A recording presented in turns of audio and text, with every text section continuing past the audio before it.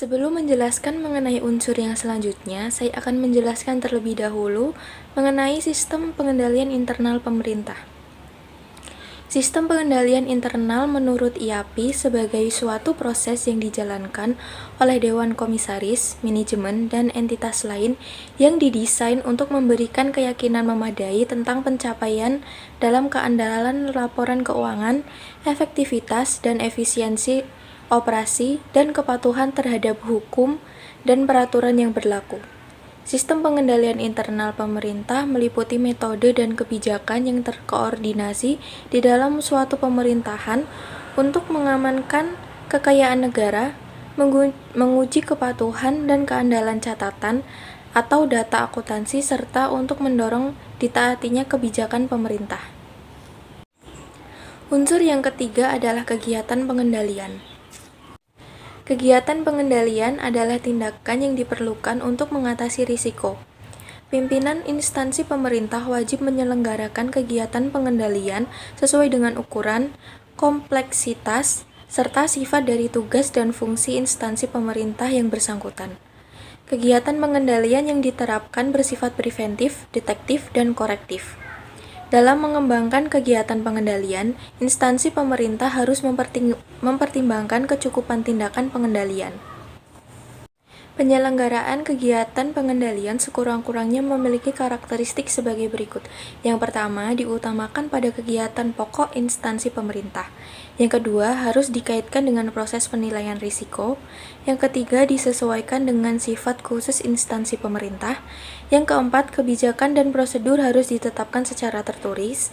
Yang kelima, prosedur yang telah ditetapkan harus dilaksanakan. Dan yang terakhir adalah dievaluasi secara teratur. Selanjutnya akan disampaikan oleh teman saya. Saya, Mega Kartika Sari, NIM 72114180004, akan menjelaskan materi selanjutnya, yaitu mengenai informasi. Informasi sendiri merupakan suatu data yang telah diolah dan dapat digunakan untuk pengambilan keputusan dalam rangka penyelenggaraan tugas dan fungsi dari instansi pemerintah. Instansi pemerintah harus memiliki informasi yang relevan dan dapat diandalkan, baik informasi keuangan maupun informasi non-keuangan yang berhubungan dengan peristiwa-peristiwa eksternal dan internal. Informasi yang relevan dan dapat diandalkan pimpinan tersebut harus diidentifikasi, diperoleh, dan didistribusikan kepada pimpinan semua tingkat dan pihak yang berhak dengan rincian yang memadai. Bentuk dan waktu yang tepat sehingga memungkinkan dapat membantu pelaksanaan tugas dan tanggung jawab pengendalian internal serta operasional secara efisien dan efektif. Dengan perkembangan saat ini, informasi dapat dimaknai sangat luas karena tidak hanya menyangkut data, tetapi informasi juga berkaitan dengan constraint, communication, control, data, form, interaction, knowledge, meaning, mental stimulus, pattern, perception, dan juga representation. Dengan demikian, data hanyalah salah satu sumber atau aspek dari suatu informasi. Dalam pengelolaan dan penyajiannya, informasi membutuhkan suatu sistem atau metode yang sistematis agar informasi tersebut dapat tersedia dalam rincian yang memadai serta bentuk dan waktu yang tepat. Ada beberapa karakteristik informasi yang dapat diandalkan. Yang pertama yaitu sesuai kebutuhan. Informasi yang diberikan harus sesuai dengan yang dibutuhkan. Yang kedua, tepat waktu. Informasi itu harus tersedia pada saat informasi tersebut diperlukan. Yang ketiga, mutakhir. Sebuah informasi harus benar-benar up to date bagi si penerima informasi, karena akan memudahkan si penerima dalam pengambilan informasi. Yang keempat, akurat. Informasi tersebut harus menjelaskan keadaan yang sebenarnya, bebas dari kesalahan-kesalahan dan tidak bisa atau menyesatkan. Dan yang terakhir, dapat diakses. Sebuah informasi yang bermanfaat tentu harus dapat diakses oleh pihak terkait yang memerlukan informasi tersebut. Selanjutnya, subunsur informasi dibagi menjadi dua. Yang pertama, informasi internal dan informasi eksternal. Informasi internal meliputi informasi mengenai faktor-faktor kunci suatu keberhasilan. Dan informasi eksternal meliputi informasi yang dapat mempengaruhi pencapaian suatu tujuan. Kemudian disampaikan kepada pimpinan instansi pemerintah sebagai bagian dari pelaporan instansi pemerintah sehubungan dengan pencapaian kinerja operasi dalam mencapai tujuan yang telah ditetapkan. Ada beberapa hal yang perlu dipertimbangkan. Yang pertama, informasi internal penting dalam mencapai tujuan instansi pemerintah. Yang kedua, instansi pemerintah sudah mendapatkan dan melaporkan kepada pimpinan semua informasi eksternal relevan. Yang ketiga, kemudian pimpinan instansi pemerintah di semua tingkatan telah memperoleh informasi internal dan eksternal yang telah diperlukan. Subunsur informasi yang kedua yaitu informasi diidentifikasi, informasi diperoleh, dan informasi didistribusikan dengan tepat. Informasi diidentifikasi yaitu informasi analitis yang membantu pimpinan mengambil sebuah keputusan. Informasi diperoleh yaitu informasi diiktisarkan dan disajikan sesuai dengan kebutuhan. Dan informasi didistribusikan dengan tepat, yaitu tersedia tepat waktu untuk menentukan pelaksanaan rencana, kesesuaian program dengan peraturan dan informasi keuangan, serta anggaran yang digunakan, sehingga memungkinkan mereka dapat melaksanakan tugas dan tanggung jawabnya dengan efektif dan efisien. Ada hal-hal yang perlu dipertimbangkan. Yang pertama, pimpinan instansi pemerintah sudah menerima informasi hasil analisis. Kemudian, informasi sudah disiapkan dalam bentuk rincian yang tepat. Kemudian, informasi yang relevan diringkas dan disajikan secara memadai. Kemudian, informasi disediakan tepat waktu agar dapat dilaksanakan pemantauan. Kemudian, pimpinan yang bertanggung jawab terhadap sesuatu program sudah menerima informasi operasional maupun keuangan. Kemudian, informasi operasional sudah disediakan bagi pimpinan instansi pemerintah. Dan yang terakhir, informasi keuangan dan anggaran yang memadai sudah disediakan guna mendukung penyusunan pelaporan keuangan internal dan eksternal. Selanjutnya, saya Rosalia Ika akan melanjutkan pemaparan materi mengenai komunikasi. Komunikasi merupakan suatu proses penyampaian pesan atau informasi dengan menggunakan lambang atau simbol tertentu baik secara langsung maupun tidak langsung untuk mendapatkan umpan balik dari si penerima informasi. Komunikasi berasal dari kata communication, berasal dari bahasa Latin communis yang berarti common atau dalam bahasa Indonesia dapat disebut biasa atau umum. Komunikator atau pihak yang memberikan informasi berusaha menciptakan suatu keadaan komunis atau biasa disebut dengan kondisi yang umum atau biasa kepada si komunikan atau si penerima informasi. Dalam daftar uji SPIP, pimpinan instansi pemerintah harus memastikan bahwa telah terjadi komunikasi internal dan eksternal yang telah berjalan secara efektif. Komunikasi internal merupakan komunikasi yang terjadi di dalam organisasi instansi pemerintah, yakni komunikasi antara atasan kepada bawahan atau komunikasi antara bawahan kepada atasan atau komunikasi antar pegawai. Sedangkan komunikasi eksternal adalah komunikasi yang terjadi antara pihak di dalam organisasi instansi pemerintah dengan pihak di luar organisasi instansi pemerintah. Komunikasi eksternal mencakup komunikasi dengan masyarakat dan stakeholders atau pemangku kepentingan yang mencakup masukan terhadap kualitas pelayanan dan pengendalian internal dalam instansi tersebut.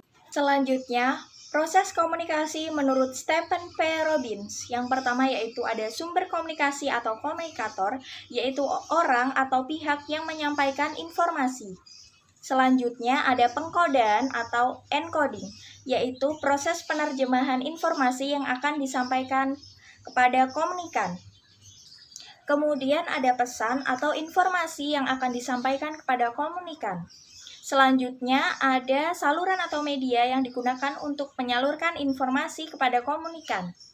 Lalu ada pengkodean atau decoding, yaitu proses penerjemahan pesan yang diberikan oleh komunikator. Selanjutnya ada komunikan atau si penerima informasi. Kemudian yang terakhir yaitu ada umpan balik atau feedback, yaitu dapat diartikan sebagai respon komunikan terhadap informasi yang telah disampaikan oleh komunikator. Selanjutnya subunsur komunikasi. Subunsur komunikasi memiliki dua macam, yaitu yang pertama subunsur komunikasi internal dan subunsur komunikasi eksternal. Subunsur komunikasi internal meliputi pimpinan harus mengkomunikasikan betapa pentingnya pengendalian internal di organisasi tersebut. Selanjutnya, mengkomunikasikan tugas rinci masing-masing pegawai beserta kode etik pegawai, kemudian membuka akses komunikasi secara langsung kepada pimpinan.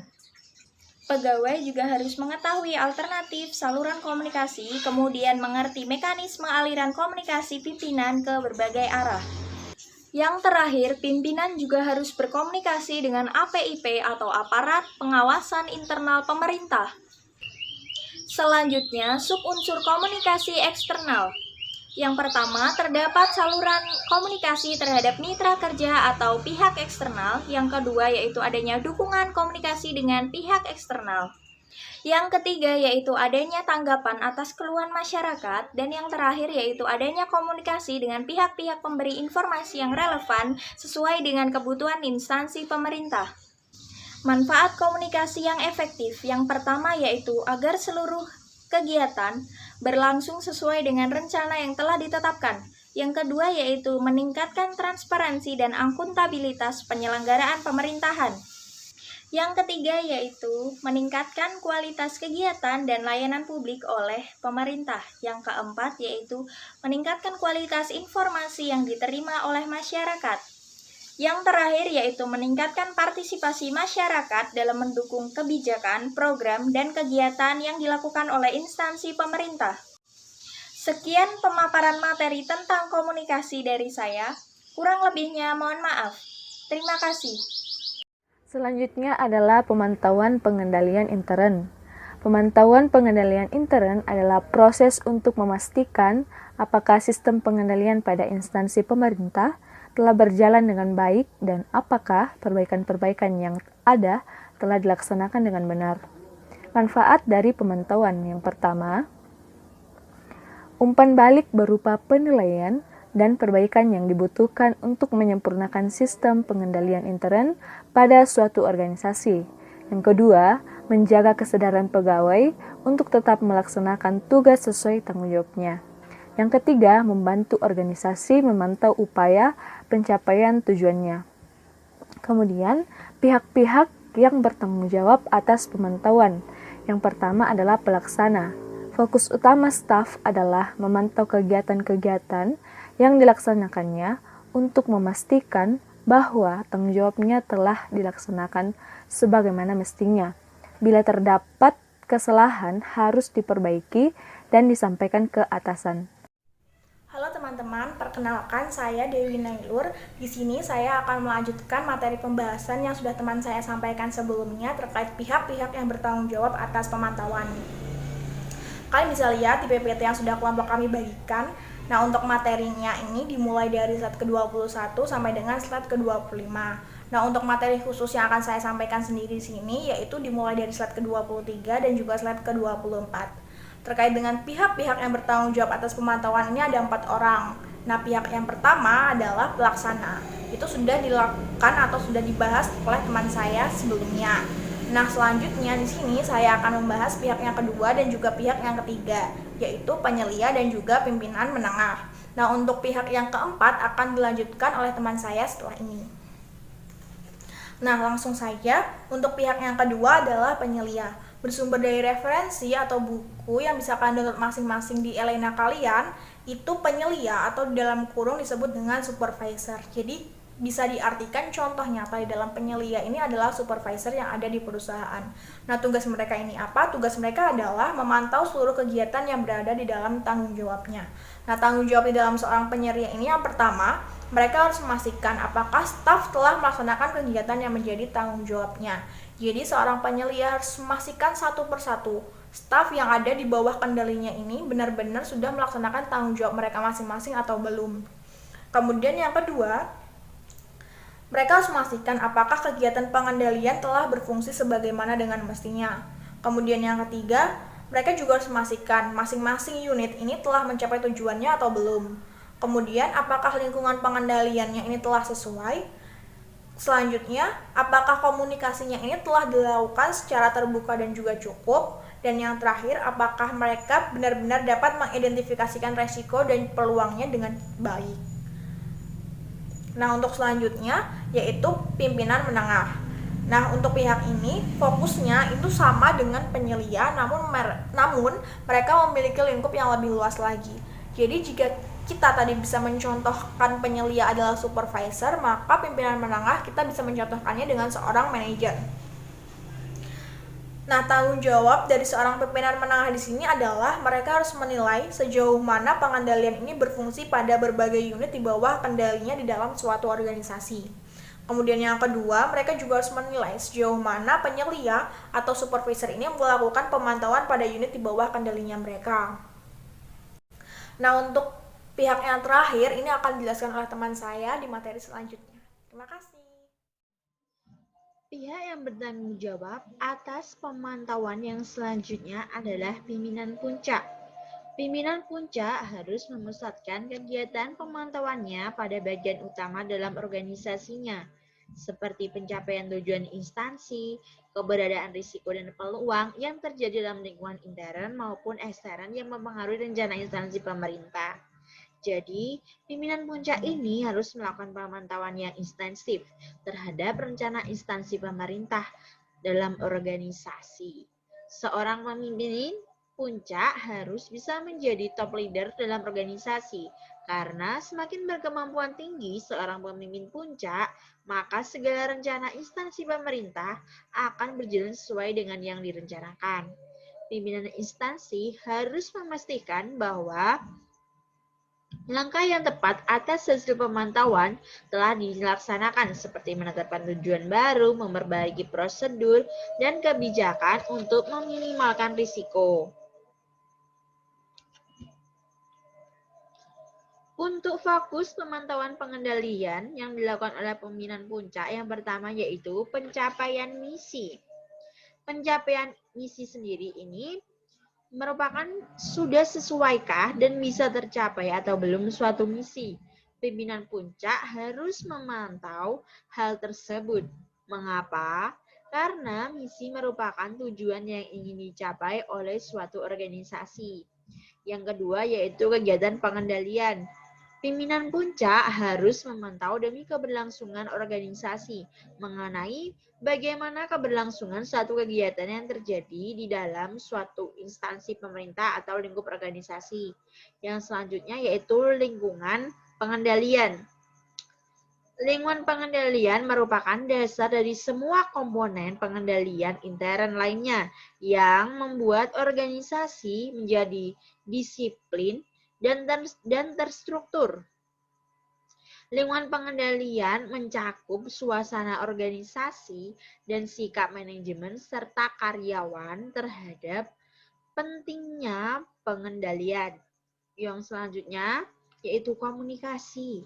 Pimpinan puncak harus memastikan bahwa tidak adanya miskom atau kesalahan dalam komunikasi antara karyawan satu dengan yang lainnya atau antara orang satu dengan orang yang lainnya demi tercapainya suatu rencana dari instansi pemerintah tersebut. Yang terakhir yaitu risiko dan peluang. Seorang pemimpin puncak harus bisa mengetahui risiko apa saja yang akan terjadi yaitu dengan melakukan evaluasi sebelumnya untuk melakukan atau meminimalisir risiko yang akan terjadi. Begitu juga membaca peluang yang akan terjadi. Begitu. Terima kasih, kurang lebihnya mohon maaf.